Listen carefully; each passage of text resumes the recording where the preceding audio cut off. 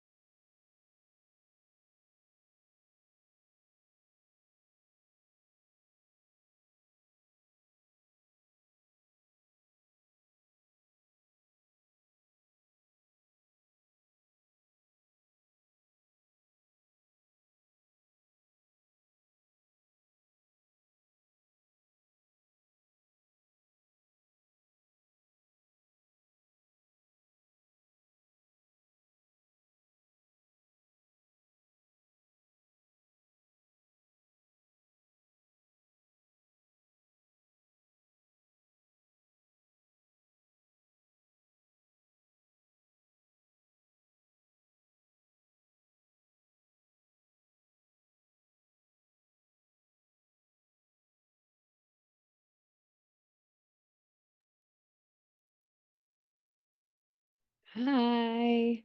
Hello. Hello.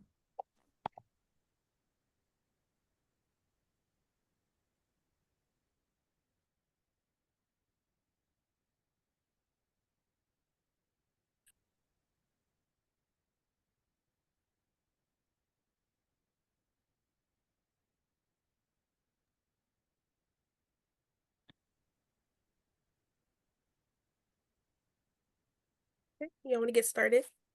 Yeah. Okay. I can start with introducing myself. My name is Dominique. My major is criminal justice and political science, and I'm a senior. Hi, I'm Lexi. My major is psychology with a life science concentration, and I am also a senior. I'm Justin. I'm a business major, and I'm also a senior. My name is Zyla. I'm a sophomore, and my major is criminal justice and political science.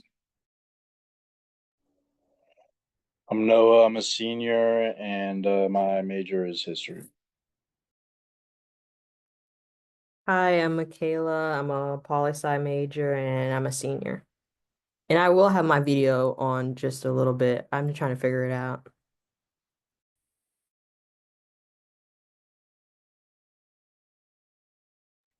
Okay, cool. And then there was like a section about questions that we're supposed to answer about ourselves. So, like what we found most interesting or surprising or how we felt.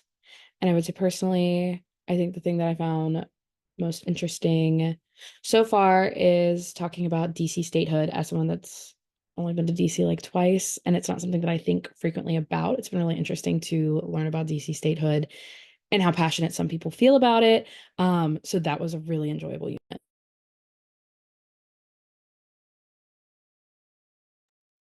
To piggyback off you, I was kind of gonna say the same thing. I think it's crazy how like they have to pay the same, well, have to pay taxes as well and like do all of that and then don't get the right to vote and certain stuff as other citizens do. But yeah. One thing I found very interesting, is that how the political parties, the Democrats, were suppressing the vote back in the day, and now it's kind of the Republicans doing the suppressing and everything. And that's something I found really interesting. Um, Something I found, well, more surprising, not too interesting, was the Supreme Court cases and just learning about how the Supreme Court, handles certain things compared to others. I feel like like, when it comes to states coming to them for help, they just let states do whatever. But when we actually need the Supreme Court to step in for the entire country, it doesn't seem like they do that too often. So I found that surprising. Well, actually, it's not even too surprising at the same time. One thing that I found pretty interesting, I mean, it's also just something that happens and it's been a conversation for a while, but it's just like the meticulous mindset and processes that go behind like gerrymandering and the lengths that lobbyists and politicians will go to like protect it and ensure that certain demographics of people are underrepresented.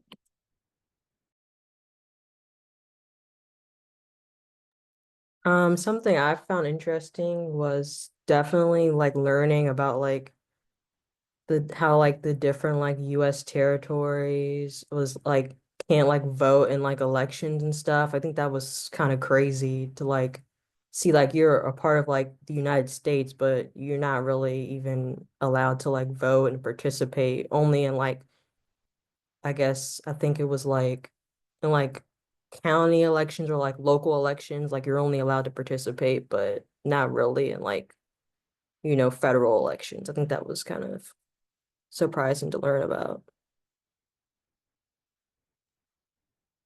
So there's a section about required questions, and we can go in any order we want. Did any of you have a preference on which one you wanted to start with? Does it not matter to you all? I don't know if one of you feels most passionately about one of our three required questions than another. You know the question where it says, if you were a Congress member, would you support or oppose a constitutional amendment affirming the right to vote? Y'all want to start with that one? Yeah, I'm totally cool starting with that one. That's one of the additional ones. We have to start with the Oh, required ones. oh, Yeah, my no, fault. I went too far down. I appreciate you trying to get Your there. My passion fault. I for went too the far down. Yeah. question. Yeah, I appreciate the Um, passion, but we got to do these required ones first, and if we have time, we'll do the additional yeah. ones. What about the third one? Which one? If It you have says if okay, I'll read it. okay. If you had to choose a side, would you say that you are more concerned about passing laws that protect election integrity, or more concerned about laws that prevent voter suppression? I'd love to start here. Go for it. One thing that I would say is that I would personally protect the idea of voter suppression because I feel that a a full, you know, keeping the utmost election integrity requires that there is no population of voters that are suppressed. And as we've learned through the course, even in the modern day, with people who are technically American citizens, like you've all mentioned, DC, the sea territories, they just do not have the same representation when they pay taxes and they are technically American citizens.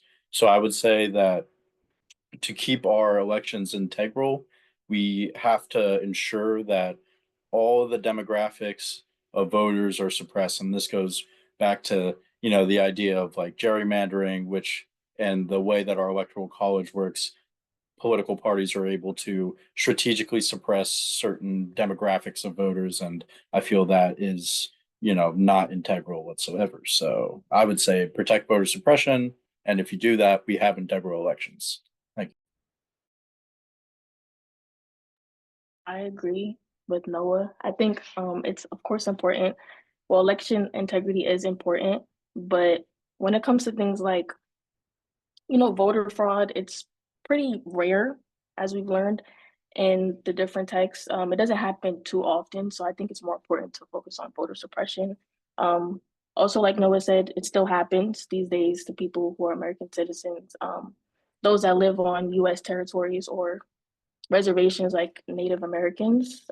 They are citizens, they live here, but they aren't treated the same, which is unfair. So if everyone has the same chance to vote and their voices are heard, then we'll have more integrity. Completely agree. I mean, if you're taxpaying in and have to follow the same rules and laws as the rest of America, I feel like you should have representation to change those laws and to put people in position to change those laws and speak for you. Absolutely. And I think kind of like what Noah had said when we talk about voter suppression, like we learned through like Brookings Institution and in our prep work portfolio about truth about voter fraud, it doesn't happen that often. And election integrity is something that I think people are nervous about, but should have more trust in because when you look at the instances of it, they are so low. Especially with double voting, especially with voting fraud. And 9 times out of 10, people don't realize that with felons, they don't have the right to vote. A lot of times it's just a genuine accident. Whereas with voting suppression, with someone had mentioned earlier, Supreme Court cases, specifically the one in Arizona, I'm not gonna butcher this poor man's first name, but versus the DNC about like very clear voter suppression, reducing how many polling places people have, making it more difficult, making access so much lower, makes it that much harder to vote for representatives that want to support you and your ideals. And I think combating voter suppression, I think also improves integrity because you know that everyone is being able to vote and have their voices heard. Hopefully y'all all made great points, but I agree basically what y'all said, but what am I trying to say? Sorry. Um, what you can see like in the Unit 6 like cases, Supreme Court cases, they're always constantly trying to find like a loophole through like the different amendments and another way they can like suppress somebody's vote. And so like they kind of go like hand in hand. So I think the voter suppression, sorry, is more like what I would be concerned about. But yeah. Well, getting back to my point I made in the icebreaker was how it was kind of like the Democrats in the beginning trying to suppress the vote during like Reconstruction and everything, and like the civil rights movement. I think we see it in it was a Shelby County versus Holder, I think 2013.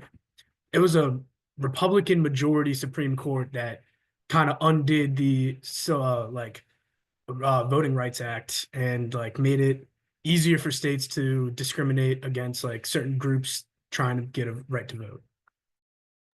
And I And mean and sorry, that go ahead. no, sorry, I'm just saying that that shouldn't happen. We should be allowing more people to vote, not getting less people to vote, because everyone in America deserves to have their voice heard. I feel like that's sort of the problem though at the moment is that you have uh just I don't know, the current American right is very hyperbolic in how they approach their media output and how they handle everything in terms of like public statements and everything. So they've really decided to fantasize this idea of voter fraud, and they know very well if they enfranchise more voters, they're more than likely going to vote for the American left. So that's just the dilemma that we're in. You have people who are, it's a conflict of interest. It's not about voting rights. It becomes a immediate conflict of personal interest, in my opinion. I think you mentioning Shelby versus Holder is such a great point too, because I think it begs the bigger question that judicial branch is supposed to be, specifically the Supreme Court. It's unelected. It's supposed to be nonpartisan. You're supposed to, especially in a case in 2013, you're supposed to be looking at precedent and upholding precedent. And so to overturn something that is so deeply rooted in voting rights, I think begs the bigger question of looking at a political branch that's become influenced by political parties when they shouldn't, and then how that's negatively affecting voter rights and suppression. Well, that's my point. Like, it's not about furthering the American people anymore. It's about furthering your own party so you can stay in power. And, people get elected and then they're just like, all right, I'm going to put my people here and then we're going to do this. And for Republicans right now, it's I'm going to elect these people and then we're going to make laws that help out our party more than the Democrats so we can stay in power for longer. Yeah, when it comes to the Shelby versus Holder case, I like that that was mentioned as well because the Voting Rights Act was created for a reason, and for them to go back on it is really mind blowing to me. Um, I actually learned a lot from that chapter as well, some things I didn't know. But yeah, it was created to prevent discrimination, and then they went back, changed some things, and then the discrimination just came right back, which obviously shouldn't happen. I strongly believe that things that are in the Constitution, they're there for a reason. And after decades of them, decades of amendments not being touched, they should remain not touched in other acts as well. Um, and yeah, and I also think that presidents, especially these days, they make race issues into like just American issues, which I don't like. There are issues that are specific for certain races, not all Americans. So for them to try to twist it and make it into an American problem and say, oh, like this is unnecessary, this doesn't happen anymore, it's just really unfair and constant. And it seems like it's gonna keep happening.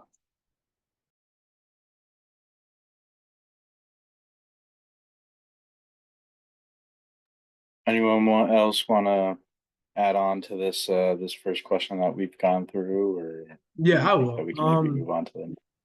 Like Okay. just like getting back, I do agree with stopping voter suppression. I will agree with one thing. I think that showing like a valid driver's license or ID going to the polls isn't like the worst thing ever. Just because like you have to show it to go to go to bars, go to the DMV, go to anything. And I think that that's a good thing. It doesn't really add to voter suppression. It kind of like just like this is me, this is my voter integrity, like this is my vote. Just that's my personal opinion. Like it's not the worst thing, and it kind of like doesn't really affect each side. I think food for thought, because I thought about what you had just said actually this week, because I read an article about like women that get married who have different birth certificates, right? Than their married last name, and they have to provide a birth certificate that shows that you're a US citizen in some polling places, or your last names don't match. But a marriage license isn't considered valid proof of citizenship. So this tangent, I just think it's interesting to I agree that having a valid proof of citizenship, valid proof of I am who I say I am, is a good way to vote. But I'm interested to see what that develops into when you think about like small tangents like that of like married women where their birth certificate no longer matches, or people that are transgender and their genders no longer match what's on their birth certificate. How you combat that for valid proof of citizenship and who you are. I'm interested to see what that looks like moving forward.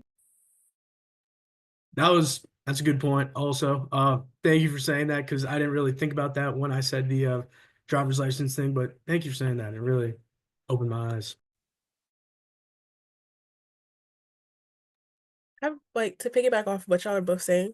I think like I kind of like in agreement with both of you. It's like the intent they have when they put the strict voter ID laws in place, because I think their intent is kind of like, of course, to try to suppress votes instead of like, oh, I just want to make sure you're actually, who you say you are voting. It's more I'm actually trying to negatively impact. Kind of how like what they discussed in like the I think it was Unit 5, the different states putting them in place. Yeah. And again, these are, I completely agree with what you said, Lexi. Like that, I was in agreement with Justin and what you said. I was like, okay, that's an excellent point.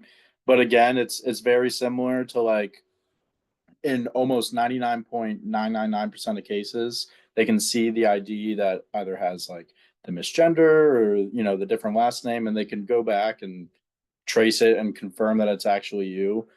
But then, you'll obviously have people who think that this is like a loophole that's being used for voter fraud. But in reality, I'm sure that exceptions can be made. And obviously, by the time that next elections come around, people get their IDs renewed or whatever. But uh, very good point. I just think that in like bureaucratic reality, it's just like they'll look at it, they can trace it back, they know it's you, and they just do it from like that. But good points, guys.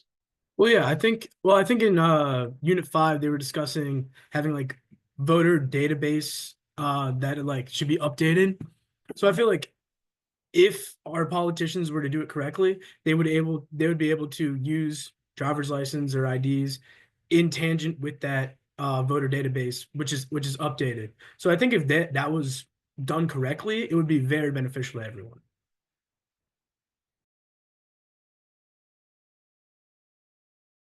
But with the stipulation that it's done correctly, of course.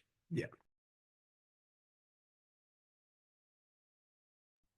Does anyone have any final food for thought, or do you have one that you want to talk about next between history repeating itself and descriptive and substantive representation?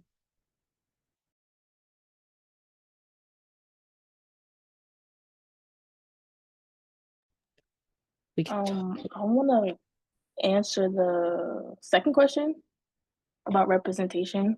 Oh wait, should I read it out loud? You got it. Okay. Do you think descriptive or substantive representation is more important in a representative democracy? Okay, so I believe that descriptive for sure. I think right now Congress is mostly white. It's common knowledge. It's mostly white, mostly Christians, mostly men. So I feel like we definitely need more representation. More women, of course, because women's rights matter and women's ideas matter.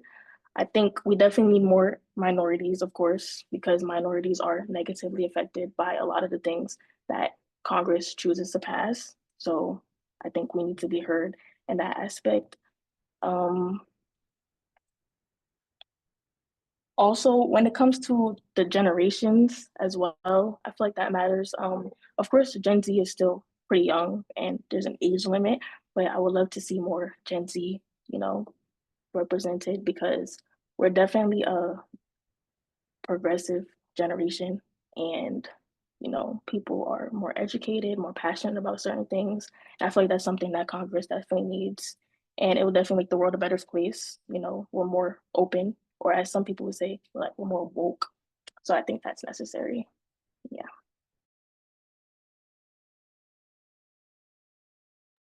Sorry. I definitely agree with what you're saying there. Like Congress is definitely a bunch of old white guys who don't really know like what's going on in the world and how we're progressing as a country. They don't really have a grasp of the new things that are coming out, like for instance, like AI or something. They have no idea what that is. How can they pass laws correctly in regards to things like this in our ever-changing climate of America? So I agree with what you're saying, Miss Ricks. But I would say in terms of which one is more important towards representative democracy, I would personally say substantive, represent. I'm in complete agreement. I feel like if one thing that we could use less of in Congress is old Christian white guys. Frankly, they're a dime a dozen. However, um, I still believe that democracy and elected officials should be based off of merit and intention. So and in my opinion, that does not see race. So for me, I would say substantive representation is better than descriptive because you know, someone could be, representing their area and be, wherever it is, it doesn't matter. That's not the point, but they could be ineffective in terms of, actually providing for their community and actually, passing bills and creating a positive impact within the community. So I would say some, substantive representation is better because those people they just work for their community and they do what's best and they're there on their merit and on their intention and they go through with it. So that's my opinion.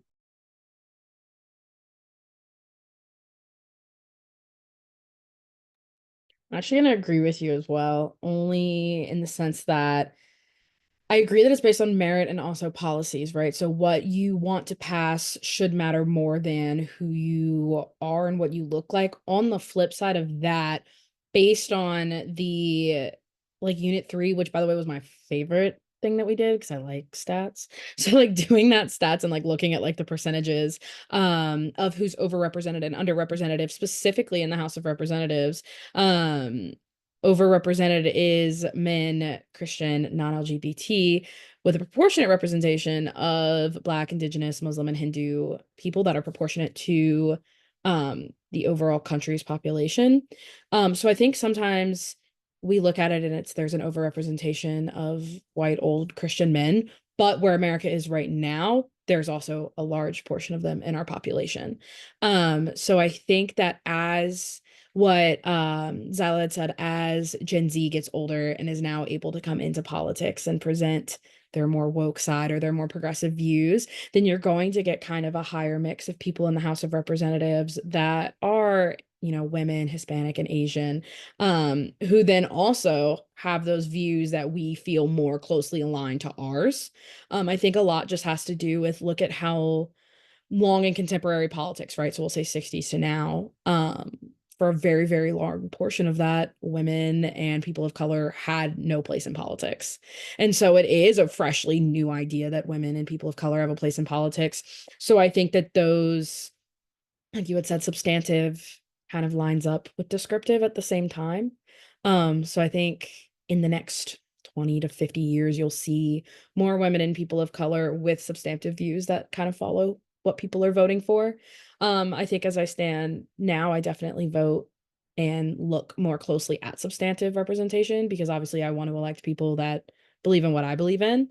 And if they're women, then that's so much better and great. But I also, at the same time, you are obviously going to have people that closely look like you or are like you that just don't have views that match yours.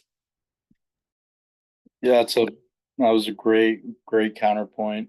Um, And yeah, I mean, I totally agree. I feel like within, the next couple of decades, you're going to start to see, as you said, it's very fresh. It's something that is like just within the last, we could say 20 to 30 years. Plus, you have a couple of other factors within Congress, like the term limits that keep people within their job, and it gets really messy. So give it a couple years, and then you'll start to see those two really start to merge together. I fully believe that. Thank you. Kind of to piggyback off both of y'all both made great points, especially you, Lexi. And I think for me, I'm kind of like in the middle between them both because like with descriptive, I feel like a lot of the people in office now want people in office that look like them, are like them, and have the same, they're like purposely trying to find a way to put them in office. As like with the current, like, president now, like him putting people who have the same viewpoint but also fits like I don't know how to say it, but yeah. And then I think another thing that kind of like how you said like in the 20 years you may see it, like see more like women, people of color come into office. But with things like DEI, like getting thrown out and stuff like that, it's kind of like, are we gonna see that? Will that happen? So I'm kind of like in between the two. And then with we do have like you said, someone who looks like you may not have the same viewpoints because that's very like present in other states. Like you have your yeah, but yeah.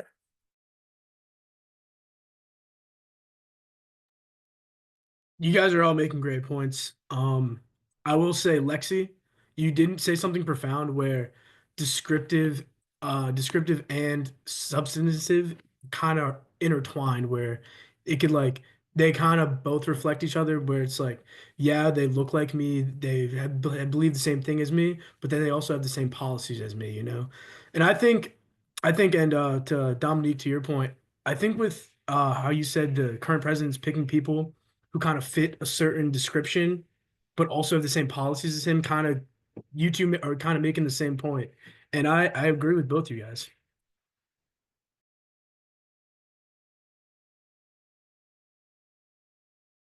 Yeah, I would say that is sort of a problem that we currently have ongoing is that we have, you have a president who's picking an office of people based on, well, no, their viewpoints very much align, but he's very strategically picking descriptions to make it look like, look, I mean, look at me, guys. Look at how diverse. It's the most diverse, it's the biggest, most diverse cabinet. I mean, look at me. But in reality, these people are still going to hurt the people that they are representing in such description. Well, and Justin, you made a point earlier too, when you in our last one you had talked about like people in power placing other people in power that like will closely align with them and like promote like what they want. And I think that that is such a clear thing that you see now when you like look at what like Noah had mentioned earlier, like looking at term limits too and how long people are staying in power. And then feeling like you kind of change even your substantive representation because you want to stay in power longer and that kind of adjusting then if people want to vote for you and want to vote for people that fit that descriptive that they're looking for. I agree. Yeah, like people, they're kind of chameleons in the government. Like they're just gonna say what they need to say in order to stay in power for the longest, like and kind of fit the bill that they've been elected to represent. Yeah, that's why I chose descriptive. I feel like that's more important, but I really said that because just because of who's in power now, like that really just made up my whole entire point. Looking at what Trump does, he's a Republican and he's a diehard Republican and his supporters are diehard Republicans, but they only care about like their Republican beliefs. I feel like they don't care too much about democracy. They just they really care about what they think and they only go off of that. Supporters only go off of what Trump says, and this is his second term in power, and I don't think he's doing anything.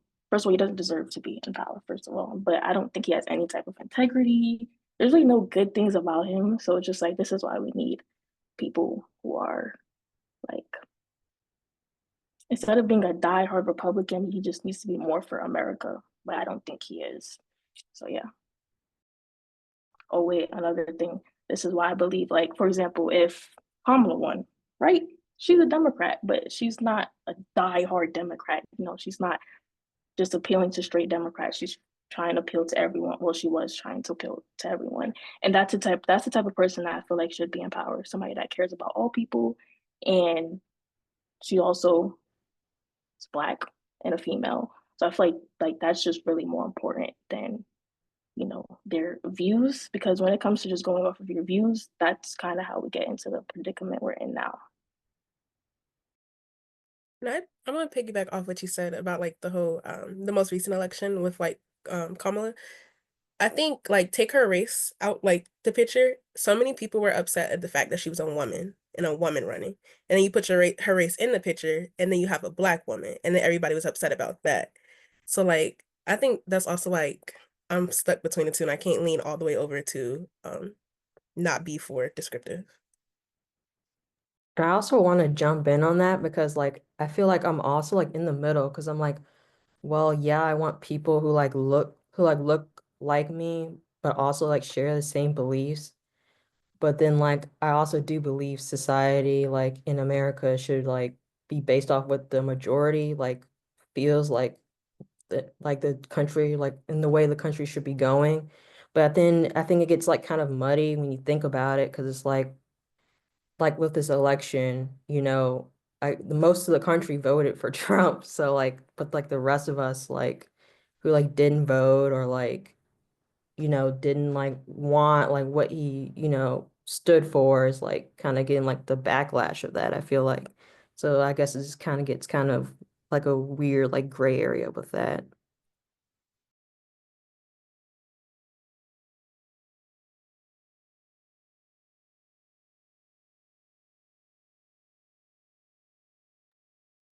Yeah, I would just say, I mean, again, I'm all for it, totally am, but I would just say sometimes, and we're seeing that again with the current administration, descriptions can be deceiving.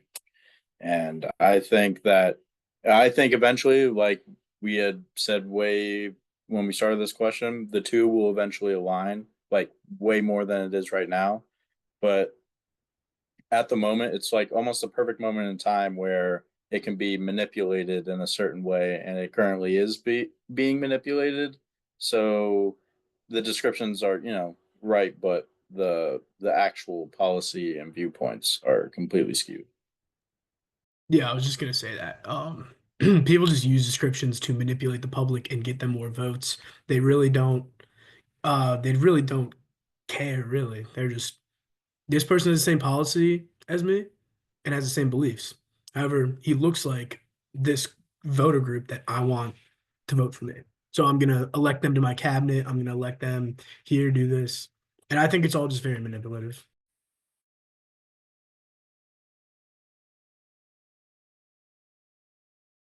Well, do any of you have any final food for thought, or do you want to finish with history repeating itself?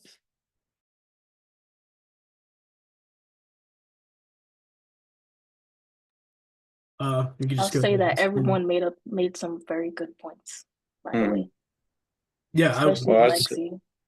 yeah, like Lexi, you're killing it right now. Yeah. I was nervous no one was gonna talk, but this is pretty cool.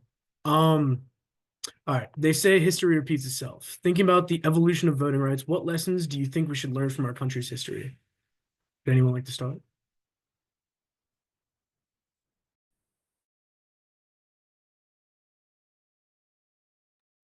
I okay. Go ahead. Now just totally kick us off. can. Kick I us don't off. feel I don't feel more passionately, I think, about this one than I do any of the other ones, but I would say to kick off, because I think one thing that we talked about a lot was voter suppression and voter fraud, specifically like looking at non-citizens. There was a section that we read, and I made a note. It's like seven. I like read them or listen to them. So it's like 7 minutes in. I was talking about how a lot of people are more politically than morally motivated. And so when you're on the side of expanding voting rights, you're doing it because you're hoping to get more votes because you are in a section, look at representatives. You expand voting rights because you gerrymander because you want more people that are going to vote for you and not for the people on the opposite aisle. And then you flip that if you're in a section, say that has a more rural vote, but you're a progressive person, then you're kind of against expanding those voting rights because you don't want people that are going to vote against you.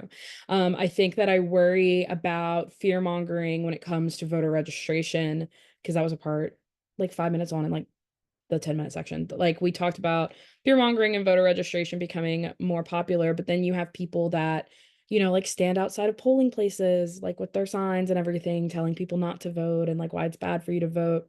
And I think that that's something that you see when women started voting and why it's important, like, oh, like you shouldn't vote because like does it really matter, to you and like politics to you when you look at people of color when they gain the right to vote and putting poll taxes and things like that to keep them from voting.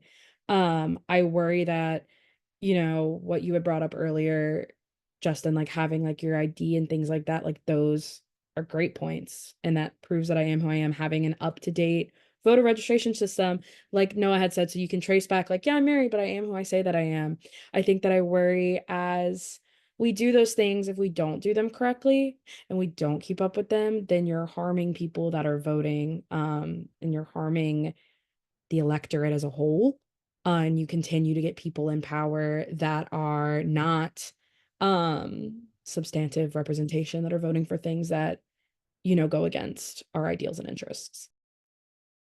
And that was kind of the point I was trying to make earlier. Like, this is my ID, but this is all of my up-to-date information for my voter registration form. And that's if it's done the right way. It's done the wrong way, things can go awry. Like you said, transgender, you're a different gender now, married, different last name, all that sort of stuff.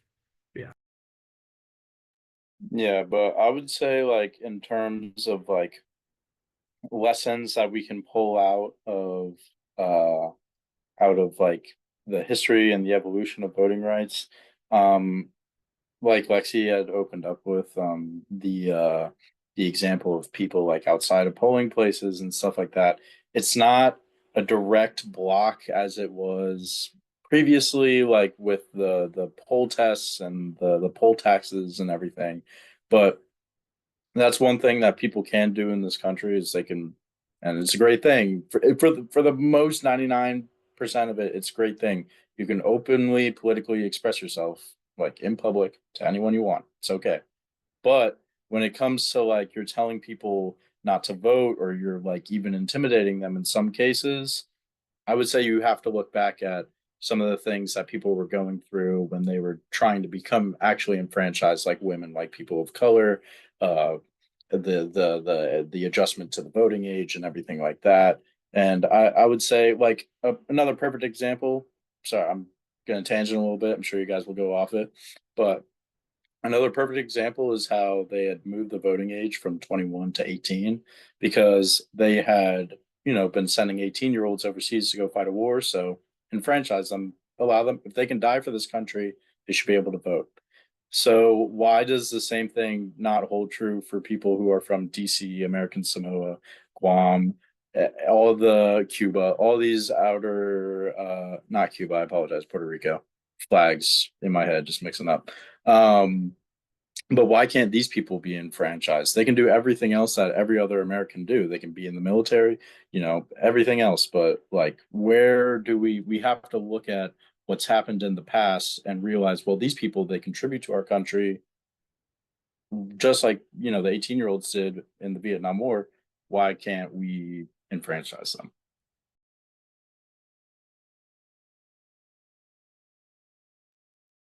I think for me, y'all all make good points, by the way.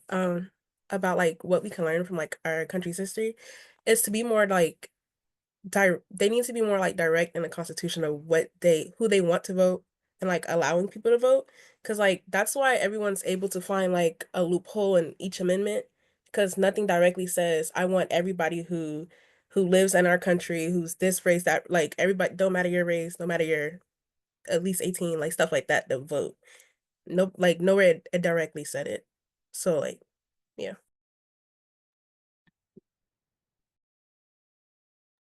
I agree with that.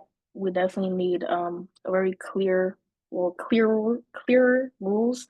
Um, it is very easy for people to go around the Constitution. For the Constitution to be so important, I feel like it should be way more specific and just clear in what democracy looks like in the United States. Um, and another thing, well, another lesson I thought of was like, if it isn't broke, don't fix it. And I say this because a lot of the amendments that were introduced because of discrimination or just some type of problem. But for them to be changed after the fact, it's just like it was working well. Why change it? And to be specific, I'm gonna reference I'll go back to Shelby versus Holder. When pre-clearance was taken away, automatically states that were um like states that were authorized under pre-clearance in the first place just immediately started changing rules to discriminate more. And I feel like the pre-clearance was there for a reason, and to take it away, it just sets us back. So yeah, if it isn't broke, don't fix it.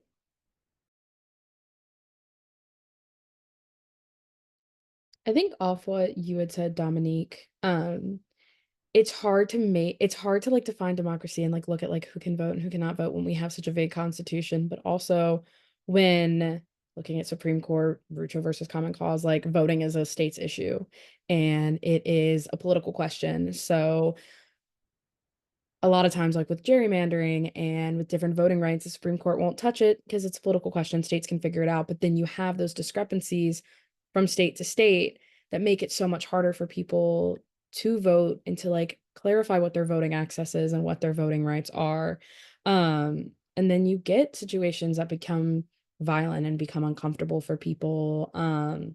Like the violence in 1868, which then caused so many people of color to stop voting and to not want to go out there and then to voice their opinions. I think that when we talk about history repeating itself, I think if you compare that violence in an election to, say, violence in a 2020 election and storming of a Capitol, you almost get like a flipped effect because we've enfranchised so many more people and people then feel empowered to go vote and to go and change their constitution and to go and advocate for themselves. And so I think that the hope is with constitutional change, people are more empowered now that they're more enfranchised to change their state constitutions because those are so much easier to do so than your federal one. Well, yeah, I also just think it's a problem with the system. It's very hard to get amendments passed and ratified. I think the last one was pre-2000s, I believe 1970 something. And that's kind of gives way to the Supreme Court to make big decisions that affect all of us, which are unelected officials. They are appointed by the current president of the United States. So I think that's kind of just a bad way and bad system all around where we don't really have the say that we need. Yeah, I mean, there's also just like a couple issues that we have less or no, I think it kind of does tie in because it's more the voter availability. I think one of the things that we read in the voting rights was how maybe Native Americans who are living on like Indian reserves, they have to go X amount of distance to go to a registry or to get XY to be able to actually vote. So I would say that we just really have to, if we want to like properly enfranchise everyone, I would say first of all, just an all encompassing amendment would be probably a good start. And obviously, it's hard to do, and that's why they just think it's a state issue. But in reality, like you said, Justin, the system itself is just flawed. So that's something that I feel like has to be tackled at the federal level, and they can't just keep putting it off to the states. But it's more of just a thing where every person, every individual has to be like given the platform and actually be able to vote. Well, yeah, I completely agree with that, but me personally, I don't think it's ever going to happen because we're getting so polarized now. There's no like it's getting less and less common bipartisanship. So if there's one thing that Republicans don't like about the bill, they'll strike it. And then if there's one thing Democrats don't like, they'll strike it too. And it's just going to be hard. I don't know how we get around this, but it's just going to be a hard fought thing to happen. I personally, I'll let someone get in here, but I just want to quickly add, I personally don't think that this situation is going to get better in any sense, especially with we have three current seats who were elected by Donald Trump, and we have two Supreme Court justices who are approaching retirement age.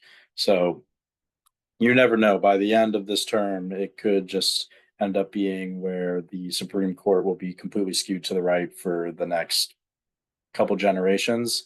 And this isn't normal right wing. This is far extreme right wing. So they will do everything in their power to ensure that um, they will ignore the history essentially, and history will repeat itself before the amendments were passed. We'll see what happens.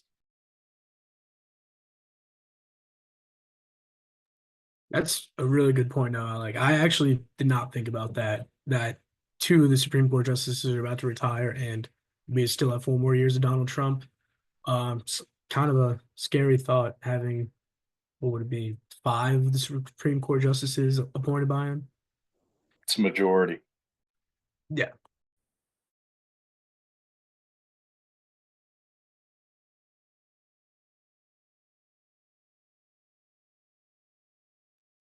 Does anybody else have anything before we move to the constitutional amendment affirming the right to vote for Dominique? Does anyone else have anything else?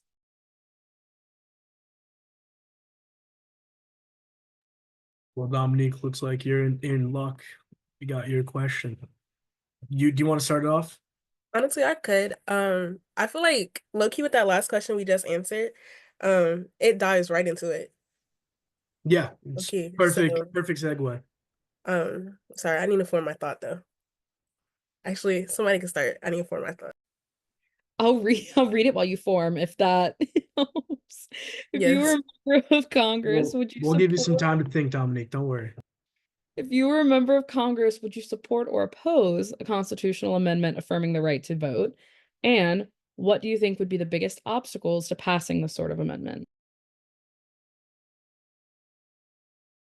Honestly, I feel like Noah hit it on like the mark with like that last statement of like I would support us like them putting in like a constitutional amendment that like supports us giving everyone like the the right to vote. But like what Noah said with the whole we still have um 3 more years with Trump. This year is barely over. And then the whole like the appointed officials that he already put in place, that's an obstacle itself. So like it probably won't happen. And I'm gonna say more, but just to get the conversation started.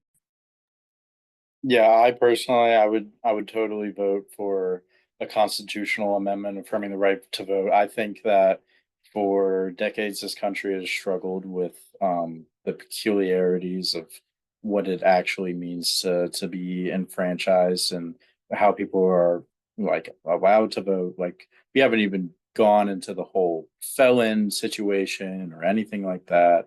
Um, but I would say again, like it's it's not going to become a like it just won't happen because we are currently in a partisan roadblock, and that again. It's like you said, Dominique brought up a perfect point. Let's say even if the two justices who are approaching retirement age do not retire by the time Trump's term is over, there's still three elected officials or three elected judges who are from the Trump administration who are pretty young and will probably serve on the seat for multiple decades. So, in terms of every single decision that goes through the Supreme Court that is progressive in any fashion is going to have to really be tooth and nail, like trying, dotting every I, everything. But I just, with the current situation that we are in, I don't see it possible. Would I vote for it? Absolutely, because I think that our laws around voting are just a complete mess. But is it possible? Unfortunately, not. Let's say one more thing off of what you said. I feel like you said, it's impossible and it's not gonna benefit the party that's like in control now. It's not gonna benefit them at all. So like if they were to give, everyone the right to vote, it could possibly do more damage to them. So like I just can't see it happening. I agree. Like for me, the right to vote would be very hard right now. I think not even like about American citizens currently. I think with all the immigration hype and everything that the Republican Party fears and everything about those certain immigrants voting Democrat and them getting nervous at all the immigrants coming into America over the past couple of years. Well, I think that just really scares them, and like they kind of fear monger that if these people affirm the right to vote, it's going to be whatever, like bad for them. So they're going to want to stay in power. I definitely would support this amendment, but I also do agree that, or I do agree that it's unlikely. And I also feel like if it was introduced, people would, well, politicians would try to say, oh, everybody does have the right to vote. And they'll reference like, African Americans being able to vote, women being able to vote, stuff like that. So they would definitely just try to find a way around it and claim that, everybody does have the right to vote when in reality we really don't. So yeah, just highly unlikely, and it'll be met with a lot of problems. You kind of hit on that exactly what I was going to say when I was thinking about this. And I was thinking about, we would think that it's like rudimentary that everyone should agree that everyone should have the right to vote. But when you bring up an equal voting rights amendment, that's not something everyone would vote for, which I think can be really frustrating. I think I would absolutely support something like that. I think Noah brought up a good point when talking about felons. Yes, being incarcerated, you lose a lot of your rights. Just being incarcerated and having to spend your time there. I think that the majority of people that come out of incarceration want to better their lives, want to do things that further support the world around them. I think Richardson versus Ramirez is a great example. I think everyone should have the right to vote, and we have decades of precedent of voting rights being a state issue. And I think that there comes a point in time, like Justin had said, where, and Noah had said, like, it can't be a state's issue anymore because you're now disenfranchising too many people and you're making it an issue that can't be fixed, when it feels like something that does so easily have a solution. And I wish that with an amendment to a constitution, yes, it's going to be ridiculously difficult to pass. However, I think something like that just very clearly outlines what is expected and what should be the baseline moving forward for all states. So Does anyone else have anything to add on to that? Because if you do, please say it. But I feel like we could just move very swimmingly on to the next question about convicted felons. I did just want to say, I didn't, I didn't specifically say this. I do affirm, if I were on Congress, I would affirm the right to vote for everyone. Just wanted to put that out there. Okay. So I'm just, if everyone's cool with it, can we just move on to the question about felons? All right, cool. So one thing that I would say is that just gonna go off of what Lexi just said about how, these people have already served, they've had their rights stripped, and they've served in prison, and most of them when they come out, they have, they've learned their lesson, they want to rehabilitate and they want to reintegrate. And I would say obviously the federal prisons are, controlled by the federal government. So I would say one thing that is like a slight problem with this is that they want to push like rehabilitation and reintegration. But I think they hit on this in the chapter is that you can't, like, fully reintegrating means that you have the right to vote and like you can participate and be a fully functioning member of society. And I feel like that's something that is being taken away from them when if they've gone through the rehabilitation processes, they've shown a positive track record of rehabilitation, and they're actually, working incredibly hard to get their life together. What is stopping this person from, participating in our political processes? It's nonsensical to me.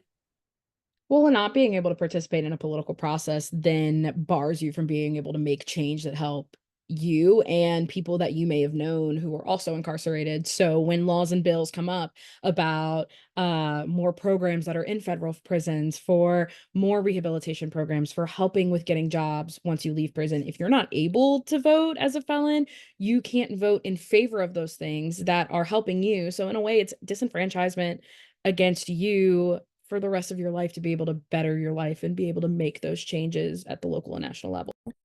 I'm just going to quickly tag on. I would say that's like exactly why our prison system is sort of stuck in the limbo that it's in at the moment, is that you have okay, people can obviously who have not been incarcerated and have no criminal record can obviously sympathize and understand that conditions in prisons are bad, but you don't, I'm guessing you don't fully understand it if you are not actually there.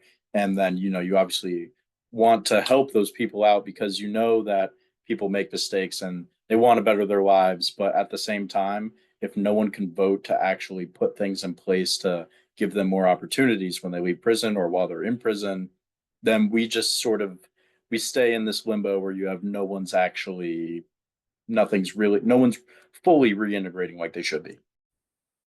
Well, I mean, another reason our prison system's so messed up right now is because the majority of the prisons in America are owned private prisons. So they're owned by private corporations, and how they make money is by having prisoners in their prisons. So they don't do the best at rehabilitating them. So then they're able to just when they get out, they go right back in because they're not actually helping the actual prisoners themselves. And also in tandem, there's lobbying going on with politicians to not let them get voting rights back, so then they stay in the prisons as well. So it's a whole scheme to disenfranchise the felon voting rights. Also, with I think it's gotten better in the past couple of years, but strict drug laws and stuff like that, you could go to jail 10, 15 years ago. You could go to jail for like 15 years for having a pound of marijuana, and now it's a slap on the wrist, right? And those people who are got arrested 10 years ago aren't being treated the same as the people who are getting arrested for the same exact thing as people nowadays in the current American.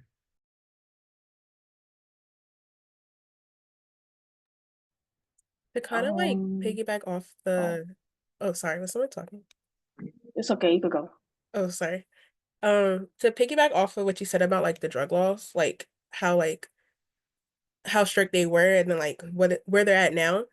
In the case with Richardson versus Ramirez, that somewhere in like that I remember reading about like Florida's felonies and how like they had like 533 felonies that count for like taking away the voting rights, but majority of them are not considered felonies under the common law. So like I thought that was like a big like, oh wow, like if it's not considered a felony under the common law, but like for that state, and then that state can go ahead and just take away their voting rights, how Exactly. they're doing it for their interests. But That's yeah. what I was kind of referring to. That's what I was like it's back then. It's just the difference of a couple of years, pretty much, and that's ridiculous to me. Yeah, I was gonna mention that too, Richardson versus Ramirez, because times were very different back then, and the laws that were written back then were like reference what was going on then, but it's a totally different time now.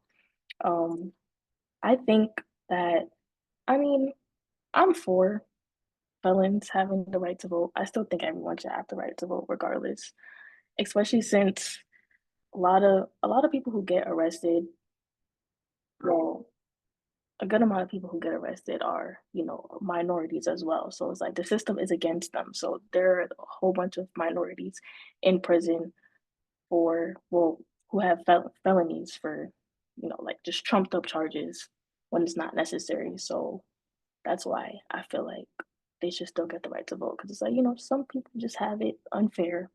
Doesn't mean you should lose your right to vote. Unless you did something absolutely outrageous, then by That all was gonna be my means. next point. Like, I understand where politicians kind of don't let felons. I understand it because what is the differential between like certain felonies that they commit?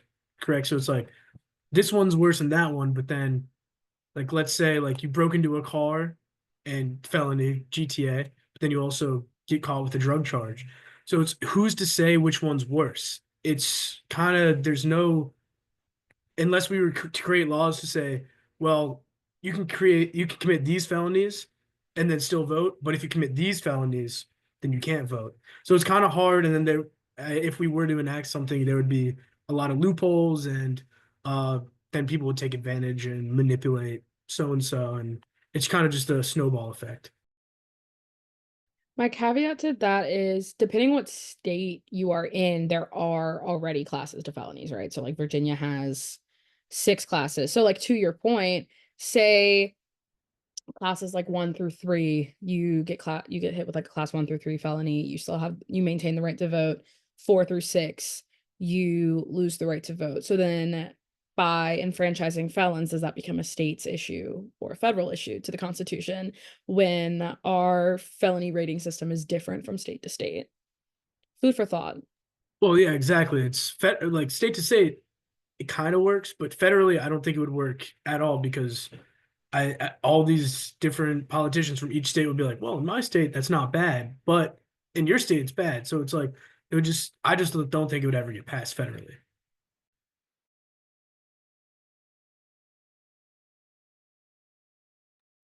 Okay. Anything else, or maybe should we move on to a different question?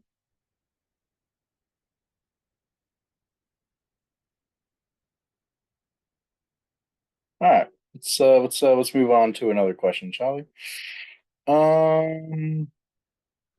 Here's a fun one. If you had been on the Supreme Court when the Rucho versus Common Cause case was decided, would you have ruled with the majority protecting partisan gerrymandering or with the minority?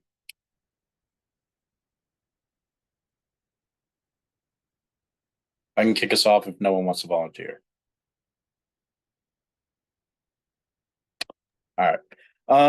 So obviously I'm gonna go ahead and say that I would have ruled with the minority in this case. I think gerrymandering is probably um for me, it's gotta be right up there with like lobbyists and like big money in politics in terms of like one of the biggest issues that we currently have in the United States. Um, I think that the fact that our elections and the integrity of our elections and the value of individual voters is being treated almost like a game for politicians with lines that they specifically draw to ensure that they can have favorable outcomes is just that's not for me that is not a real democratic process. It feels off. It feels like almost sleazy in a kind of way. It's really manipulation of a system that should have so much more integrity, but it can just be so easily manipulated by people who are in reality battling for their own personal interests. And for me, that is not what democracy should be about. Completely agree with that. I mean, if you get to draw the lines, you get to win the election pretty much. And I don't think that's how it should be. I think you should win based off policies and a bunch of other factors, not just, oh, I drew the line to benefit myself. And it's just, I don't think that's very integral to the voting process in America. I think on a like his like in a Kant law way of looking at it, because Augie talks about it all the time. If you look at like Baker v. Carr and Rucho v. Common Cause, so before Rucho versus Common Cause in Tennessee, gerrymandering was decided, and it was decided that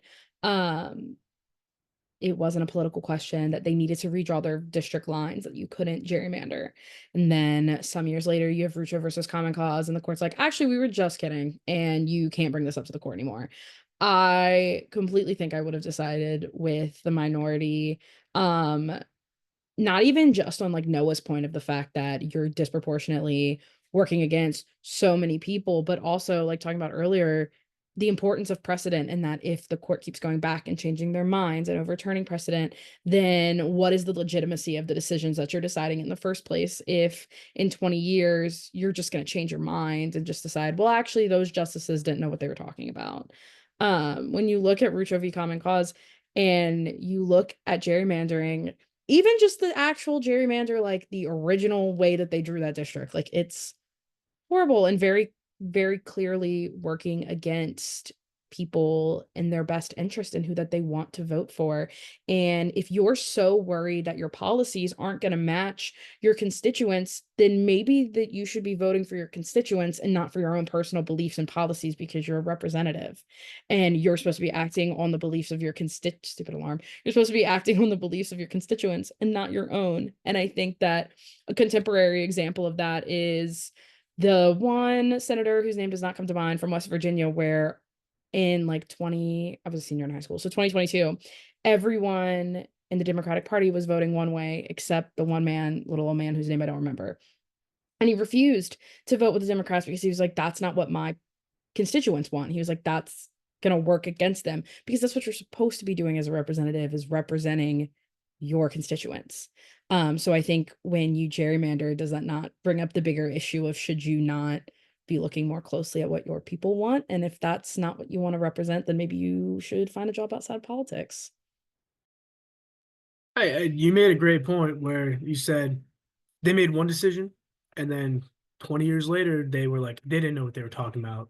We're going to reverse that decision. And that sets a precedent that if your party does not like a certain Supreme Court ruling, just you got to wait till you get the right guys in there, and you can just undo it. And we see this multiple times throughout America, like the Roe v. Wade getting overturned, and even the Shelby case. You just wait years down the line until you get the right people in there, and then you just undo the decision that someone made 20, 30 years before, even maybe 60 years before.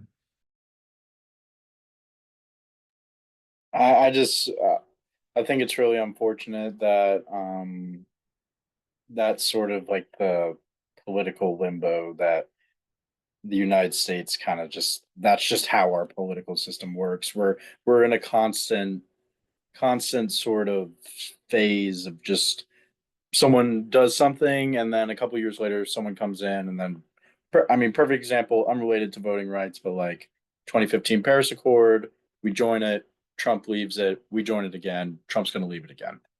And this has happened, that was 10 years ago. So within 10 years we've effectively done nothing, and it's the exact same in relation to all of our domestic policies, everything in terms of voting rights, or even this specific case on gerrymandering. It all relates to that, and it's a shame that there isn't just like a level of expectation within American society for basic needs for American citizens, and representation of vote is the most crucial thing to our process. To piggyback off what y'all said about like the whole well, basically what you just said. Um with politics, you kind of see this all about like personal interest, personal gain, instead of worrying about your, like you said, your American society as a whole. With the whole going back and forth, it's whoever, what benefits the person in office at the time.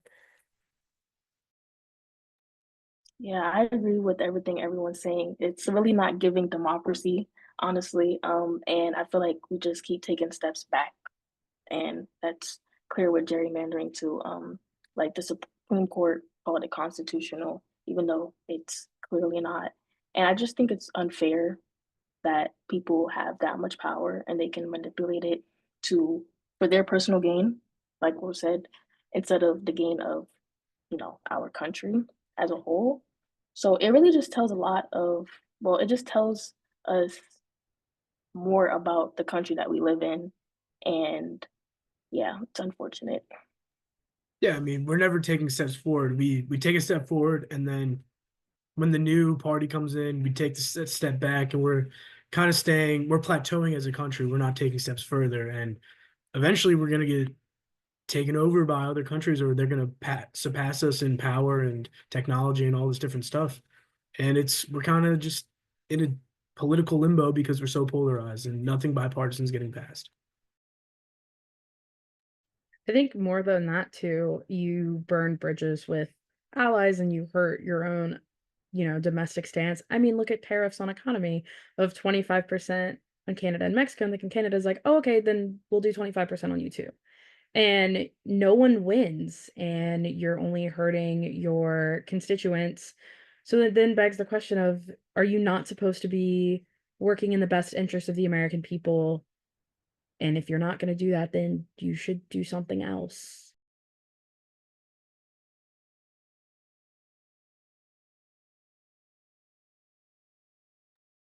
Okay.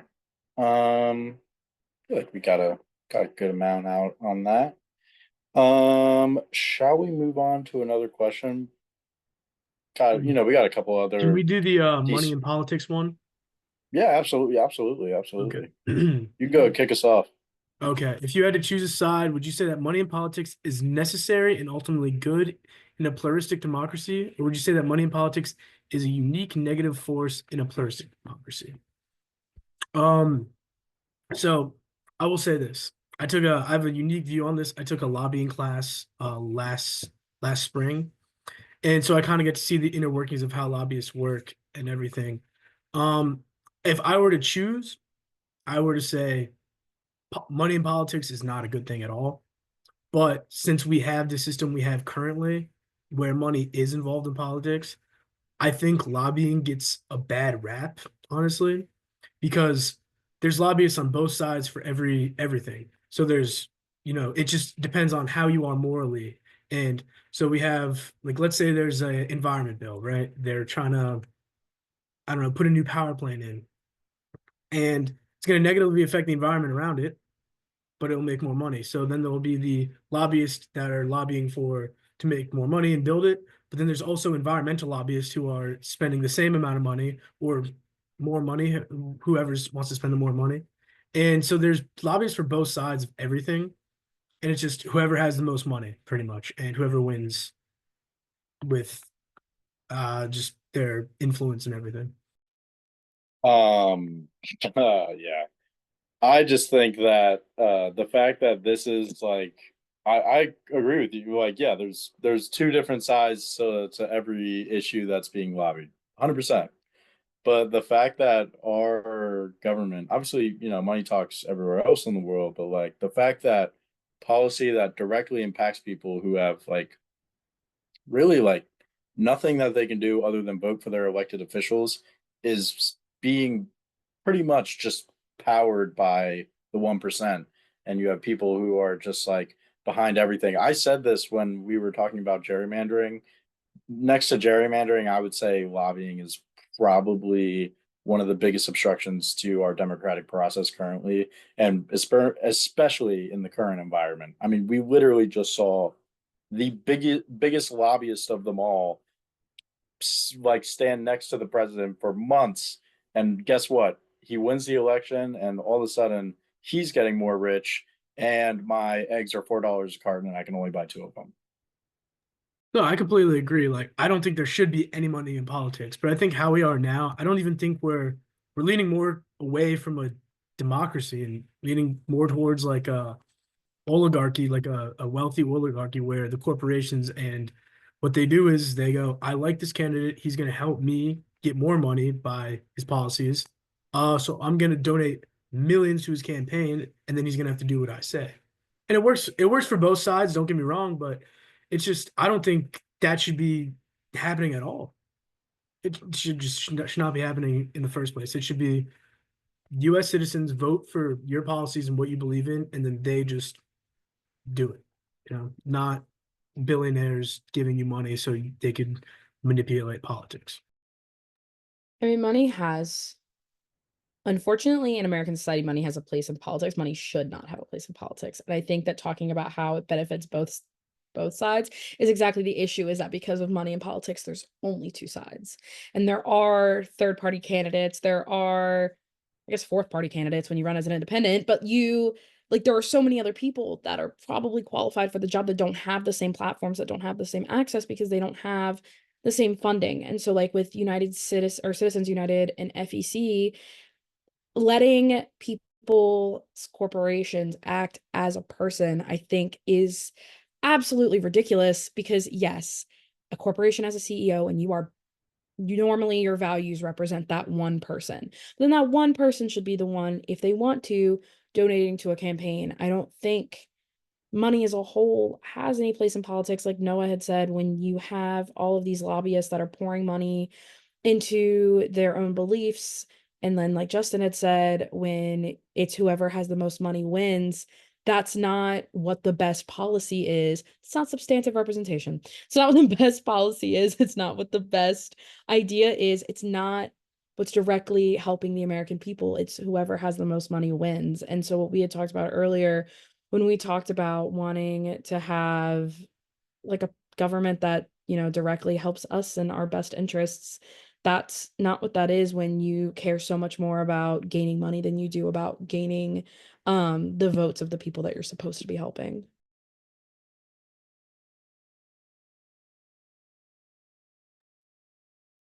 No, I hit the nail on the head, I do want to say I know it's not related to anything we learned here, but there's even a movie about it, like a comedy movie, Will Ferrell movie called The Campaign, where this corporation wants to build factories in China. So they give this one politician millions of dollars. So and then he ends up winning because he has the most amount of money. And then they're like, okay, now that you're elected, you have to do what we say.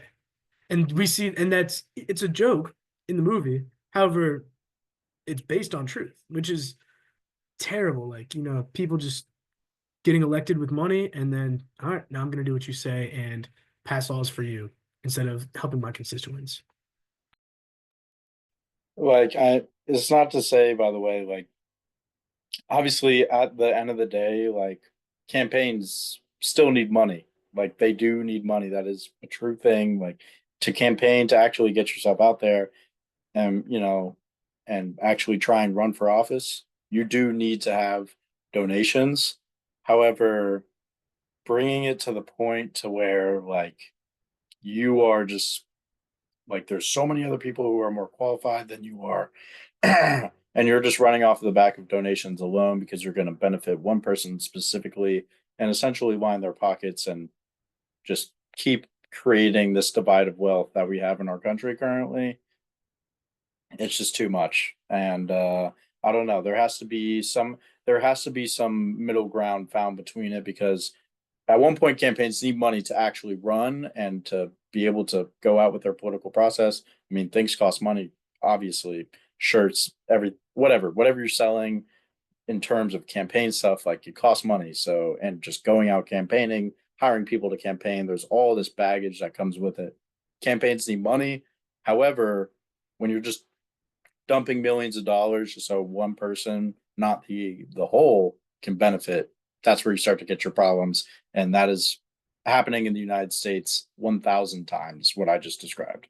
So, yeah. Well, it's not even like only campaigns either. It's like you see some of these politicians in office, they get paid a salary of $100,000. I think it's like $120,000 or something. But then you look up their net worth and it's in the millions.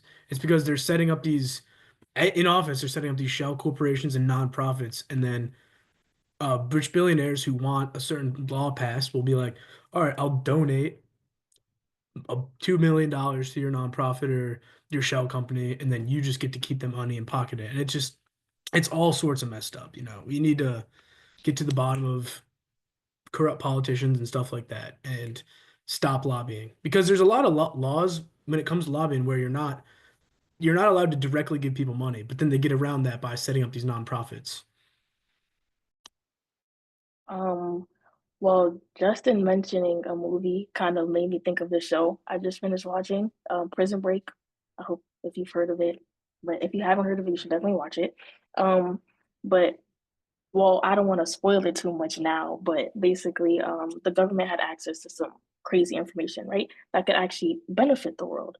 But instead, they would take all this money and use it to hire people to kill other people to protect this information instead of just helping America. Like you have access to something that's so important and can change lives, but instead you're using all this money you're getting to kill people in your country and other countries. And not that I don't think the United States really does this in real life, of course, but all this money that they get because of politics, they just like, I feel like they don't use it for things that they need to use it for. They're just basically just showboating, saying, oh, I have the support of this rich person, or I'm this rich person, I have all this money and I can do so and so, but they're not really benefiting us. They're benefiting themselves.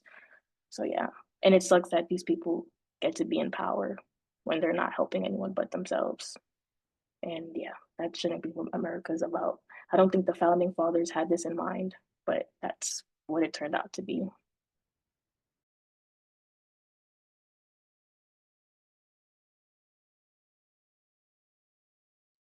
Okay, I think we have like 10 minutes left until we can stop the recording.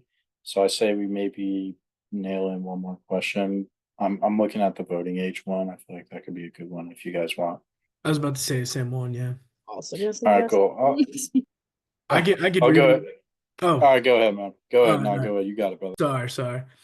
Some people have argued that the voting age should be lowered to something like 16 or 17, while other people, including former Republican presidential candidate Vivek Ramaswamy, have argued that have argued that the voting age should be raised to something like 25. What are your thoughts about the two proposals, and what arguments from the past do you think should be used by people arguing we should lower or raise the voting age? I'm sorry, Noah should have let you read that. Butchered a little. It's all good. I'll go ahead and kick us off. Don't worry. Um, so my viewpoint on this, I would say, is that where we have it right now is perfectly balanced. By the time you're 18, you've gone through your entire primary schooling. You've you know, your brain isn't fully developed, but you're becoming a young adult. You can do a number of adult things when you turn 18. So voting should be a part of that. And especially, you know, if you go into college and you start learning more and more, you really start to develop your own political identity, I would say, more in college. So I would say that we have it in almost a perfect sweet spot at the moment. And again, if we want to go back and look at past arguments, I mentioned this way, way back, but you had 18-year-olds who can still join the military today. They can still go and serve our country. They can die for our country. You know, I didn't. I technically could have, but I didn't. But why does that mean that that person would get to vote or like has the right to vote, but I don't? I think that 18, happy median, 25 is a little too much. Plus, then you're really starting to disenfranchise people if you really think about it. Especially since our generation tends to be a lot more progressive than the other ones. So I think we have it at a good spot right now. Doesn't really have to move. Younger would probably be too soon. Later, it's like I already have a political identity. Just let me vote. Completely agree that it's at the right spot. I mean, if you were to lower it to 16, 17, you're still considered a minor in, I think, even if not all majority of states. So I think that's too young. 18, like that's a good age because you're able to go to the military. Like you said, you're going to college, you're most likely living on your own. You're kind of learning how the world works. But 25 is like way too old. That's a 7 year gap. Like I understand moving it 2 or 3 years, but 7 years, that's millions and millions of voters that you're just going to lose. And I think that Vivek Ramaswamy was only saying that so he could disenfranchise the younger vote, which leans more left and democratic than right. And I think that just also gets rid of a whole generation of voters right there.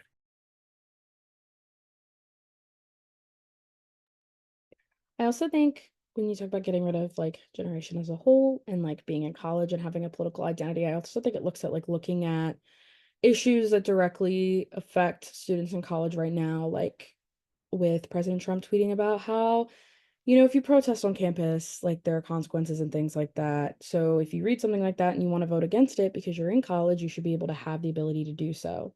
Voting for people that support different scholarship programs because it affects you while you're in college. I think that, like to Noah's point, like you do have all of these adult things that you're doing now, and you should be able to vote for those things and make those points. Instead of waiting till you're like 25 and 26 when you're out of college and you've already probably have like some people have full-time jobs and are doing all these things and still not being able to vote would kind of be wild. Yeah, that's a great point. Like you're in the workforce and you can't vote on politicians and making laws about being in the workforce. It makes no sense. Sorry, Dominique, I didn't mean to interrupt.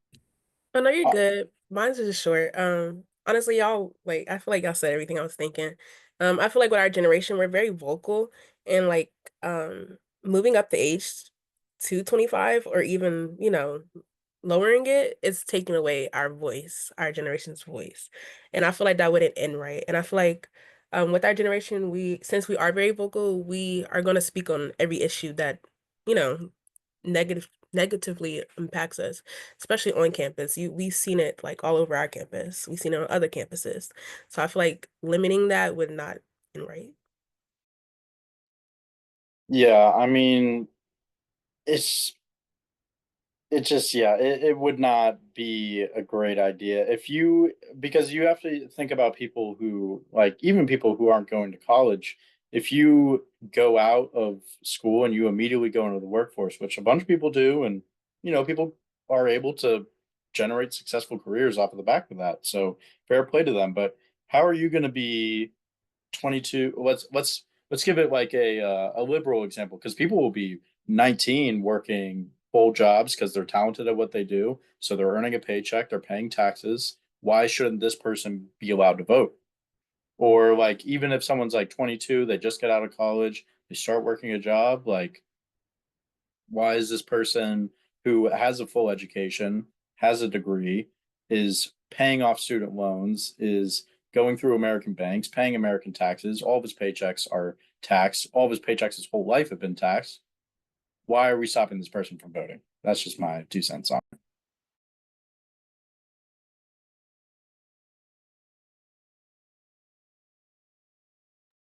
Yeah, I think that the voting age right now is pretty good. I feel like 18 is reasonable. Um, you have, you can, I feel like if you can go to jail as an adult now, you should be able to vote. Um, and well, yeah, that's really it. I just think 18 is a perfect age. It doesn't need to be any lower, doesn't need to be any higher. I feel like if it's lower, not that teenagers like can be uneducated, but I feel like as a teen, like you might be a little more influenced by other people instead of your actual thoughts. But like when you're 18, it's just a little better. I feel like, okay, so there's 4 minutes left. I feel like we wouldn't have enough time to answer the last question that we have left.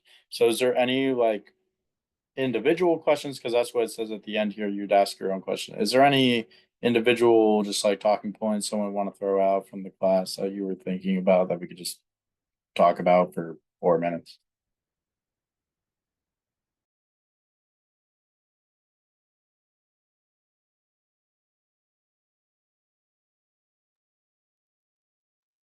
If I not, don't we'll have, just. I don't have anything that comes to You got mind. one? I don't Yeah, have let's anything just. that comes to mind. Do you just want to like do the DC statehood one for the last four Oh minutes? yeah, I didn't even see that. I didn't even see that. Yeah, yeah. Let's just get that done real quick. Yeah, DC statehood. I mean, this is we've been talking about this all day. Enfranchise them. It really makes no sense whatsoever. Maybe you could assimilate their votes into to different states if it really messes, but I don't think it does. Um, like I remember from the readings there was one where they wanted DC to sort of just become Maryland, like a part of Maryland's voting population. But I mean, these are American citizens. It's the same thing with the U.S. territories. I mean, I'm sure you could probably bundle them all into one and sort of make their own individual thing. But again, this is something that we've said multiple times today. These are American citizens who pay American taxes. They can be in the military. They can go to jail. They can use American passport. They're Americans. Bottom of the line, they're Americans. So the fact that they're not able to vote is that takes away one of their rights essentially. So there is no reason why they should not be enfranchised. There should be a way that we should be able to make it work. Agreed. Completely agree. I do think that DC should be enfranchised.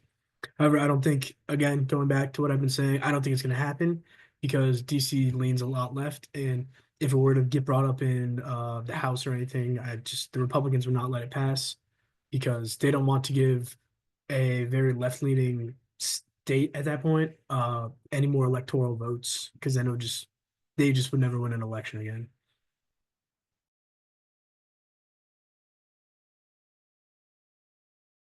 I have a random question. Well, it's not random. Kind of about DC and like the whole point about them wanting to like make it into Maryland.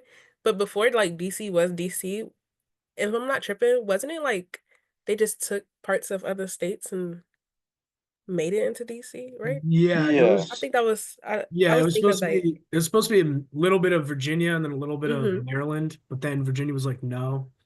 I forget the exact reason. I believe it was because of I forget what it was, but yeah, it was supposed to be Virginia. We were like, no, and then they just took a part of Maryland out and made that DC. I think thinking of that is crazy that if it was already a part of a state and then you did that and then said I'm gonna take away your voting rights as well, I just like the logic behind it was crazy.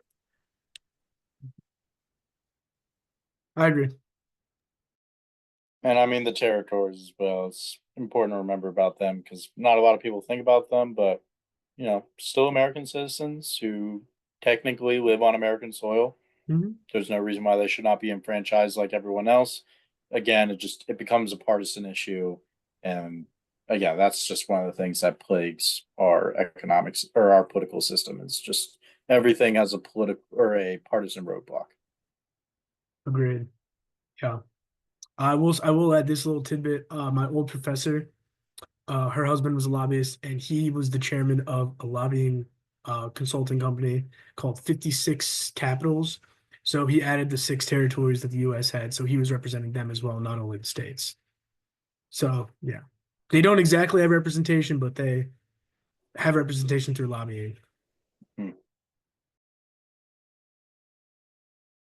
All right, y'all. Well, it's 5:30. I don't know. Do we just leave the thing for the call to end? I think, or I believe, yeah, that was in the yeah. Well, directions. it was really cool talking to you guys. I feel like we had a great constructive conversation about what we've learned so far. Yeah, I'm glad And yeah, everyone actually talked. yeah, Yeah, of absolutely. Yeah, it was great Yes, talking it to you went well. guys.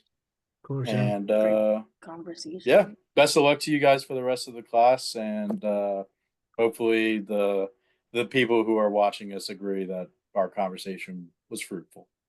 The eye in the All sky. right. You guys have a good Yeah. one. Have a nice Thanks, one. guys. Have a great night, guys. Yeah. Thank you as well.